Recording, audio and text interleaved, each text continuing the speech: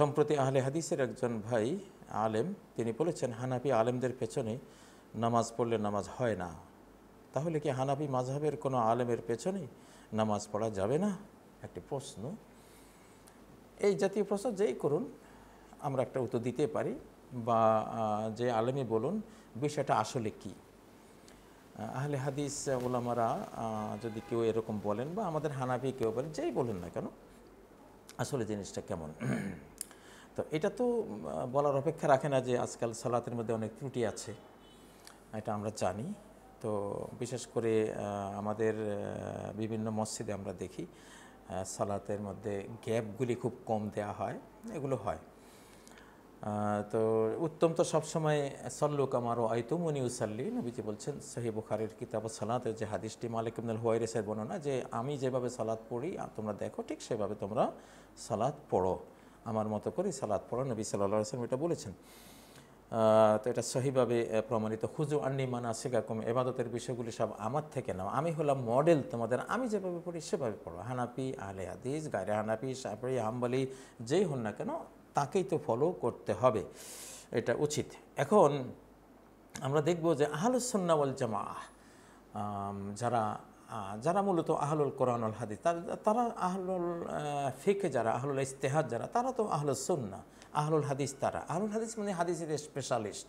তো হাদিসের স্পেশালিস্টরা কি বলে, আর আমাদের দেশের আহলুল হাদিস ভাইয়েরা, যেটা ভাই কেউ যদি বলে থাকেন তাহলে তিনি কি বলেছেন, আর প্রকৃত অর্থে যারা আহলুল হাদিস, হাদিস বিশারদ যারা, তারা কি বলছেন। তো আহলুল হাদিসদের মানে হাদিস স্পেশালিস্টদের একজন বিশ্ববিখ্যাত ইমাম ইবনে তাইমিয়া রহমতুল্লাহ আলাইহি, দেখুন আমি তার ফতোয়াটা কোট করছি। তিনি কি বলেছেন, ওয়ালাউ আলিমাল মা'মুম আন্নাল ইমামা মুবতাদিউন ইয়াদউ ইলা বিদআতিহি, যদি মুক্তাদি জানে যে ইমাম সাহেব বেদাতি, তিনি বেদাতের দিকে ডাকেন, আও ফাসিকুন যাহিরুল ফিসক, অথবা তিনি ফাসিক, তার আমল আখলাক খুব খারাপ, কিন্তু তিনি মসজিদের ইমাম, আহুল ইমামুর রাতিবুল্লাযী লা তুমকিনু সালাতু ইল্লা খালফাহু, তার পেছনে সালাত পড়তে হয়। যেমন তিনি জুমার ইমাম, ইমামিল জুমাল ঈদাইন, দুই ঈদের ইমাম, বা তিনি আরাফার ময়দানে সালাতুল হজ্জের যে ইমাম তিনি। তো এখন তার পিছনে, এই ধরনের ইমামের পিছনে কিভাবে আমরা সালাত পড়বো কিনা, ইমাম ইবনে তাইমিয়া ফতোয়া দিচ্ছেন, ফাইনাল মা'মুমা ইউসাল্লি খালফাহু ইনদা আম্মাতিস সালাফি ওয়াল খালাফ, এই ফাসিক, এই বেদাতির পিছনেও সমস্ত সালাফ খালাফ, অতীতের বর্তমানের প্রায় অধিকাংশ ওলামায়ে কেরাম, জমহুর ওলামায়ে কেরাম, সর্বাধিক সংখ্যক ওলামা কেরাম বলেছেন তার সালাত সহিহ। এটা হাদিসের 10 লক্ষ হাদিস মুখস্থ ছিল যে ইমাম আহমদের, সেই আহলুল হাদিস ইমাম আহমদ তিনি ফতোয়া দিয়েছেন। ও শাফিঈ, লক্ষ লক্ষ হাদিস যার মুখস্থ ছিল হযরত ইমাম শাফিঈ, এটা তারও ফতোয়া। ও আবি হানিফা, ফিকহের যিনি ইমাম আবু হানিফা, এটা তারও ফতোয়া। তাহলে এখানে তো আহলুল হাদিসদের উস্তাদ যারা, বাবা যারা, ফাদার অফ আহলুল হাদিস যারা, তাদের মধ্যে ইমাম আহমদ আছেন, তাদের মধ্যে ইমাম শাফিঈ আছেন, আর তারা তো সবাই ইমাম আবু হানিফাকে হাদিসের বুঝের ক্ষেত্রে ইমাম মানতেন। তাহলে ওনাদের ফতোয়া হলো, ইমাম ইবনে তাইমিয়ার ফতোয়া হলো তার পেছনে সালাত সহিহ, সে ফাসিক হোক, সে ফাজের হোক, বেদাতি হোক। না হানাফি হয়তো আপনি ভাবছেন তিনি বেদাতি, সালাতের মধ্যে সুন্নত মতো তিনি সালাত পড়েন না, অনেক ভুলভ্রান্তি করেন, বেদাত, তাই না, সুন্নতের খেলাফ। তো সেই জন্য কি আপনি বলতে পারেন যে সালাত হবে না? না, বলার কোনো সুযোগ নেই। এই জন্য ওয়ালিহাযা ক্বালু ফিল আকায়েদ, এই জন্য আহলুস সুন্নাহ ওয়াল জামাতের আকীদার কিতাবে লেখা, ইউসাল্লাল জুমআ ওয়াল ঈদ খালফা কুল্লি ইমামিন বাররান কানা ওয়া ফাজিরান, সালাতুল জুমআ, সালাতুল ঈদ সব ধরনের ইমামের পিছনে পড়া যাবে, পড়া হবে, তিনি বদকার হন, তিনি নেককার হন, যাই হন না কেন।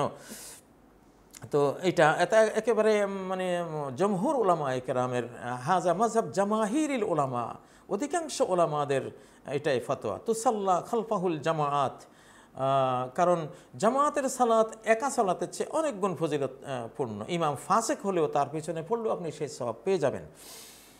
আচ্ছা, তো এখন যদি কেউ ইমাম সাহেব এখানে হানাফি, বা উনি কিছু বেদাত করেন, বা উনি মদ পান করেন, বা উনি এটা সেটা, সেই জন্য যদি তার পেছনে কেউ বলে যে তার পেছনে জামাত হবে না, তার পেছনে সালাত হবে না, এই কথা যে বলবে সে বেদাতি। এই ফতোয়া যিনি দিবেন তার ব্যাপারে বলা হয়েছে, ওমান তারাকাল জুমআ ওয়াল জামাআ খালফাল ইমামিল ফাজির ফাহুয়া মুবতাদিউন ইনদাল ইমাম আহমদ ওয়া গায়রিহি মিন আইম্মাতিস সুন্নাহ, এই ধরনের কোনো ইমামের পিছনে সালাত হবে না, নামাজ হবে না যে বলবে, সেই লোকটা মুবতাদি, বেদাতি, কুসংস্কারাচ্ছন্ন একটা লোক, খুবই সংকীর্ণ মনের একটা মানুষ। সুন্নত হলো ওয়াইড, সুন্নত হলো বিশালতা, উদারতা। আল হানিফিয়াতু সামহা, একত্ববাদ এবং শাহিদিন হলো আসামহা, খুব উদার, খুব সফট কর্নার, সবাইকে মোটামুটি যারা সুন্নতের গণ্ডির মধ্যে থাকে এটা বরণ করে নেয়। কিন্তু বেদাতির এটা করে না, কারণ তিনি নিজেই মুফতাদে। এটাই দা আহমদ ওগাইরিহি মিন আইম্মাতিস সুন্নাহ, সুন্নার আহলুস সুন্নার যারা ইমাম, আহলুল হাদিসদের যারা ইমাম, তাদের মধ্যে যেমন ইমাম আহমদ রাহিমাহুল্লাহ, ইনাদের ফতোয়া হলো এটা। আচ্ছা, অসাহি আন্নাহু ইউসাল্লিহা ওয়ালা ইউরিদুহা, এই ক্ষেত্রে সহি কথা হলো এটা সালাত হয়ে যাবে, এটা আর পুনরায় পড়তে হবে না।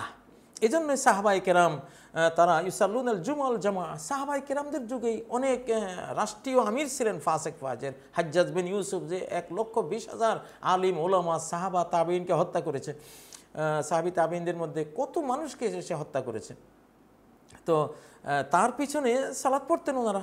ইউসাল্লুন আল জুমা আল জামা খালফাল আইম্মাতিল ফুজ্জার ওয়ালা ইউরিদুন, তারা তো পুনরায় এটা ঘরে গিয়ে পড়তেন না, সেই জন্য তারা হাজ্জাজের পিছনে সালাত পড়তেন। হযরতে আব্দুল্লাহ ইবনে মাসউদ সহ বিভিন্ন সাহাবীরা, ওলীদ ইবনে উকবা যে মদ্যপ ছিল, মদখোর ইমামের পিছনে আব্দুল্লাহ ইবনে মাসউদ সহ তারা সালাত পড়তেন। তো এটা তাহলে বোঝা গেল যে ফাসেক হোক বেদাতি হোক, সুন্নতের খেলাফ অনেক আমল করে, ফি নাফসিহি সালাতু সাহি, তার সালাত সাহি। তো সেজন্য এই নিয়ে আসলে যেই কথাটা একজন বলেছেন, জানি না কে বলেছেন, তিনি আসলে ঠিক বলেননি, এটা তিনি ভুল বলেছেন। এটা মজমুল ফাতাওয়া 23 খণ্ড 352 পৃষ্ঠায় ইমাম ইবনে তাইমিয়া রাহমাতুল্লাহ আলাইহি এই ফতোয়াগুলো তিনি লিখে দিয়েছেন। আর ইমাম তহাবির আকিদা তহাবিয়ার মধ্যে রয়েছে, তিনি বলেছেন মিন উসুলি আহলিস সুন্নাহ, যে ওনারা সালাতা খালফা কুল্লি বারিন ওয়া ফাজির, আমরা আহলুস সুন্নাহ ওয়াল জামায়াতের মানুষরা, আমরা সহি সুন্নাহ যারা কোরআন হাদিস মানি, তারা নেককার বদকার সবার পিছনে সালাত বৈধ, এটা আমরা মনে করি। তাদের মধ্যে কেউ মারা গেলে তার পিছনে, তার জন্য আমরা জানাজাও পড়ি। তো এইটা আবু দাউদের একটি হাদিস 594 নম্বর হাদিসে সংক্রান্ত আছে, as-সালাতুল মাকতুবা ওয়াজিবা খালফা কুল্লি মুসলিমিন বাররান কানা ওয়া ফাজিরান ওয়া ইন আমাল আল কাবায়ের, যে ফরজ সালাত প্রত্যেক মুসলিম নেককার বদকার তার পিছনে, প্রত্যেক মুসলিম যেই মাযহাবেরই হোক, মুসলিম কিনা সে কালেমা পড়েছে কিনা, বাস তার পিছনে সালাত সাহি, সে কবিরা গুনাহ করলেও। এটা আলবানী দুর্বল বলেছেন, দুর্বল হলেও এটা তার মানা সাহি, এবং আইম্মায়ে কেরামদের আকওয়াল দ্বারা এটার উপরে আমলটা সাহি। এটা এবং সাহি বুখারীর মধ্যে যেটা আছে, ইমাম বুখারী রাহিমাহুল্লাহ তার 695 নম্বর যে হাদিসটি, সেখানে উবাইদুল্লাহ ইবনে আদি ইবনে খিয়াতে বর্ণনা করেছেন যে ওসমান ইবনে আফফানের ঘরে তিনি ঢুকেছেন।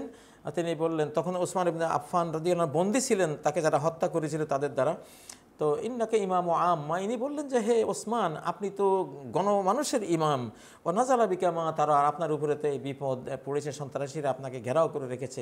ওই সাল্লিনা ইমাম ও ফিতনাতিন ওনা তাহাররাজ, আরে যে ফিতনার ইমাম, ফাসেক ফাজের ইমাম আমাদের ইমামত করতেছে, আমরা খুব আমরা খারাপ অনুভব করছি, সংকীর্ণতা বোধ করছি, তো গুনাহগার হওয়ার আমরা আশঙ্কা করছি, তাহলে এখন আমাদের উপায় কি? তখন হযরত উসমান ফতোয়া দিয়েছেন, সহিহ বুখারীতে এটি বর্ণিত আছে, as-সালাতু আহসানু মা ইয়ামালুন নাস, মানুষের সবচেয়ে সুন্দর আমল হলো সালাত, ফাইজা আহসানান নাস ফাহসিন মাহুম, এখন মানুষ মানিয়েতে ইমামরা যদি সুন্দরভাবে সালাত পড়ে, তুমিও সুন্দরভাবে পড়ো, ওয়াইজা আসাউ ফাইস্তানি বিসাআতাহুম, তারা মন্দ করলে তাদের মন্দ যথাসাধ্য তুমি এড়িয়ে চলো, কিন্তু তাদের পিছনে তুমি সালাতটা পড়ো।